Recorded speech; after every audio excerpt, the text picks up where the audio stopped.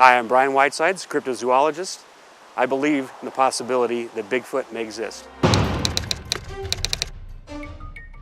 And I'm Terry Wood, reporter.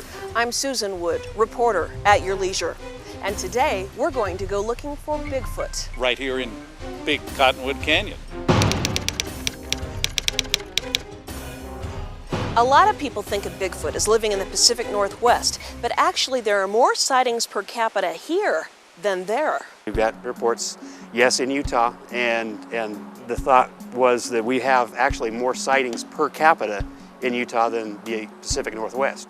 We do have reports of Big Cottonwood Canyon. The majority of our reports come from higher up in the Uintas, up in Duchesne County. We used to have a lot of sightings up around North Ogden Pass, up in the Eden area, up above, especially Monte Cristo from, deer hunters and things like that.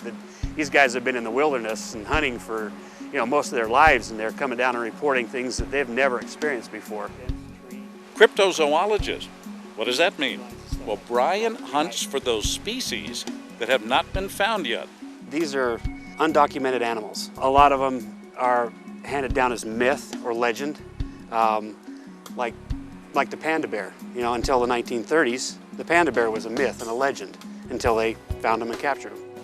There's different types of Bigfoot all around the country, from the three-toed type, from the skunk ape in Florida to the Texas one, and they all got there's different theories about them, different personalities have been reported. There may be a few thousand of these, in the country, a few thousand even in an area.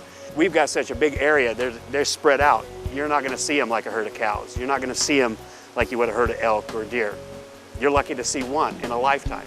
Oh, wait, a print right here. Yeah. Terry, let me see the bottom of your shoe. That looks like Terry's, all right. This would be the ideal type of setting for a real Bigfoot footprint because the soil's soft, it's wet. If you look at the Roger Patterson film from back in 1967, That's the one where that's the famous Bigfoot film, yeah. That's actually a female. Some of us aren't lucky enough to have seen one at all yet. Have you seen one? I have not seen one yet. I haven't seen one either. So I've seen a few people that could be mistaken for Bigfoot. absolutely. Well, who's going to go in first? Anybody got a flashlight? Susan. Oh, I don't think so. Hey, we found our bait. What would you look for? Not right off we'd look for maybe hair samples coming into the cave itself. You'll see, maybe where it's kind of brushed up against the rocks and left a hair sample. With Sasquatch, you're looking for kind of a longer strands of shaggy hair, maybe a little thicker than normal, than a normal human hair. Sounds like my uncle's piece. And it isn't just all work. Sometimes it turns out to be a lot of fun in the outdoors. Yeah, this is one of the most enjoyable parts of doing this is out camping and being in nature and doing these hikes. And we get to ride around on ATVs and search different areas that a lot of times people have to hike into. Utah's got some of the most beautiful terrain and hiking areas around. We get a report, we know it's going to be in a good area that we can go hike into or go camping in or fishing in even. And we'll just kind of make it a big adventure on top of trying to verify these reports. Somebody's going to go out searching for Sasquatch. Is there a list of things they should take? What should they have? Well, a lot of it's the simple survival stuff when you're going out camping or hiking or anything like that. You want to have all, basic first aid stuff.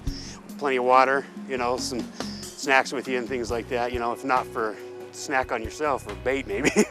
There's something out there. Enough people have seen him or her to warrant investigation. I mean, there's been enough evidence. I mean, and you can't discount all footprints as being fake. And I get to, have fun camping and doing stuff along with trying to prove the existence of an animal. Think you'll ever achieve the proof? Oh, I sure hope so. Obviously, we didn't find Bigfoot today. The biggest clue? You're watching this on At Your Leisure. Because if we had found him, you'd be watching this on National Geographic. For At Your Leisure, I'm Terry Wood. And I'm Susan Wood. Let's go to Chad and Corby at the Corn Maze.